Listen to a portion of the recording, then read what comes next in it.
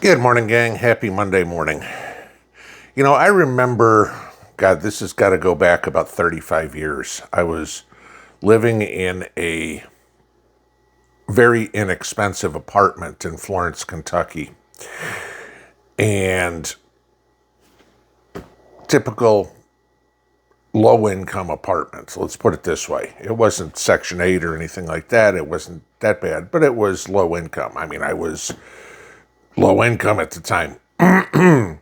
I hadn't finished school or anything of the sort. I was working at a Red Lobster.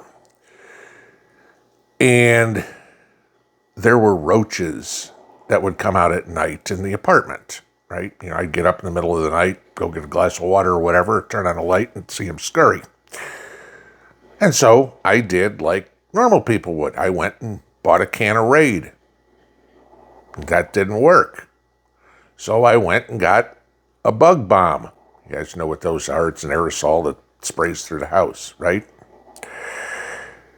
And that didn't work. Still had them. And so eventually what wound up having to happen was we had to call an exterminator for the whole building, right? And of course they find that the people upstairs live like pigs, but that's another story. But it proves a point, because with what we've got going on in the country right now, it's time for an exterminator. Now, this will probably be controversial because people will probably say, oh no, we don't want that. And others will say, oh yes, we do. You think about driving down the road and they're hiding behind a billboard or trees or something like that.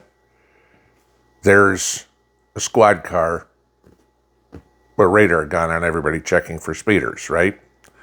And inevitably, your first response upon seeing that person is looking down at your speedometer to see how fast you are going, right?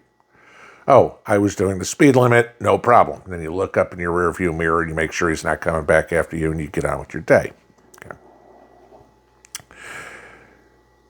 We accept the fact that that officer sitting on the side of the road is trying to keep the rest of us safe.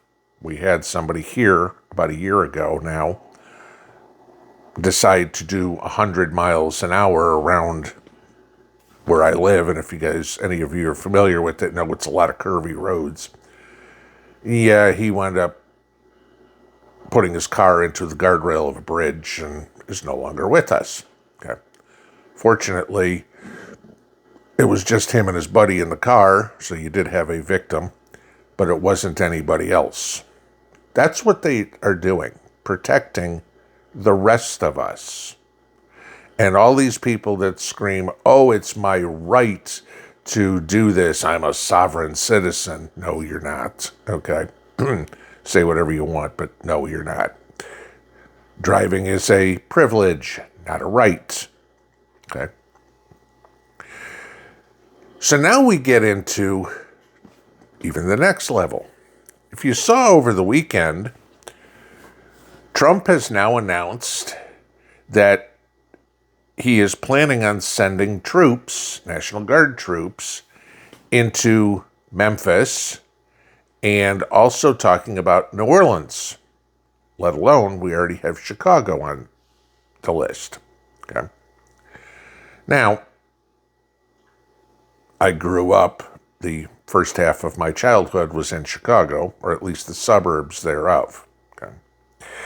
Back when I was there, with the exception of small places, you're pretty safe. Not anymore. Okay. It's been a long time since I've been to Chicago, so I can't say what it looks like now. I've never been to New Orleans. I've driven through Memphis. I had advice by friends of mine that are truckers that said, do not stop in Memphis. So when we drove here to move here, we drove all the way through Memphis and waited till we got to Jackson, Tennessee, and stopped there. About an hour away. But what's going on? It's got to the point where The can of Raid didn't work. The bug bomb didn't work. It's time to send in the exterminator. Send in the National Guard. Send in the military. We have to eliminate this crime. These roaches that are on our streets. Right?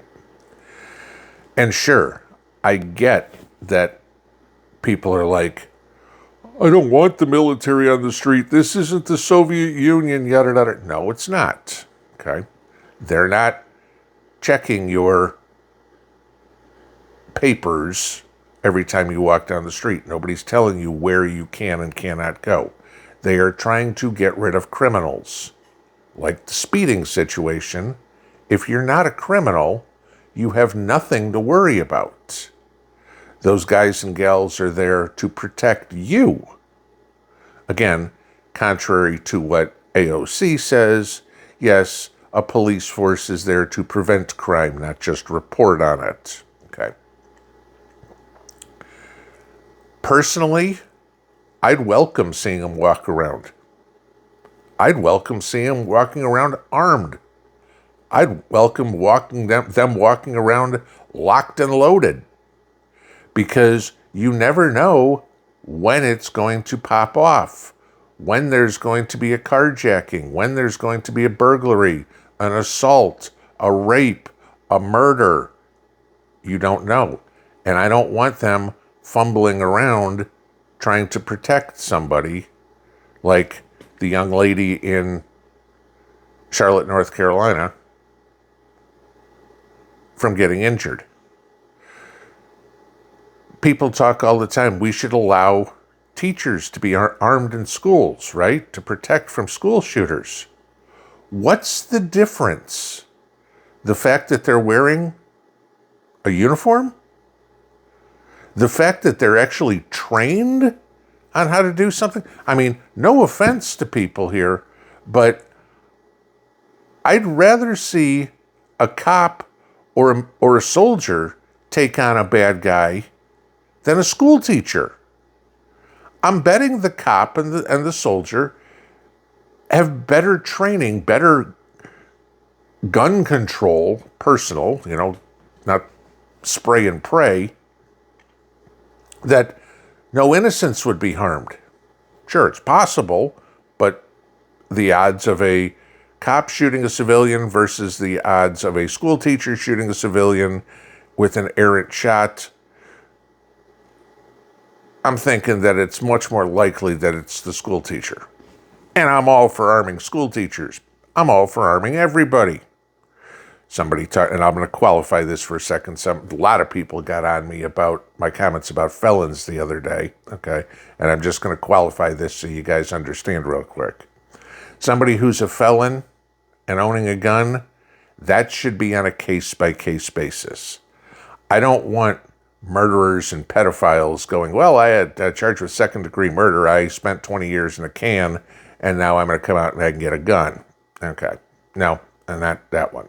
But somebody that's a felon because their buddy had drugs in the car and you got charged with a felony or something like that, and it wasn't even your fault. No. Okay. Case-by-case basis on it. I just want to clarify that one. So everybody who's bitching and moaning, J.B. Pritzker and Brandon Johnson in Chicago, you've got Congressman Pearson bitching down in Memphis about the crime. Let me ask you this. What have you done to prevent crime? Nothing. Because not reporting it to make the numbers look good isn't doing any good. Try doing that with the IRS. Oh, I'll just not report this to make the numbers look good. That'll do you real well. Same concept, okay? No, you're lying. It's criminal. It's time that we take a bite out of crime. The raid didn't work. The bug bomb didn't work. It's time to send in the exterminators. We need to clear this country of crime. Regular, average, law-abiding citizens should not be afraid to drive down the highway, to go into the gas station, to stop at Walmart, to go eat at a restaurant, to send their kids to school. They should not be afraid of that. There shouldn't be the slightest inkling in their mind that, oh God, is my kid going to come home from school today? Or will we survive our trip to church today? No, there shouldn't be. I don't have a problem with soldiers walking down the street as a show of force to prevent crime. They're not going to be in every area. They're not going to be, chances are, where I am. There ain't a whole lot of crime here. There's some. I was talking to a cop the other day that somebody local was scammed out of $1.8 million, which tells me that if they were scammed out of that much, they were doing something illegal anyway, trying to cover it up. But the police department and the FBI set up a sting and they caught the scammers. Okay. Crime happens everywhere, no problem. But the violent crime can happen anytime, anywhere, with no provocation.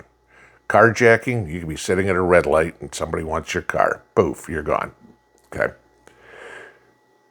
Maybe you agree with me, maybe you don't. But all these people bitching about something being done rather than using an eraser on a report form, in my opinion, is a good thing. Bring us back to a safe country.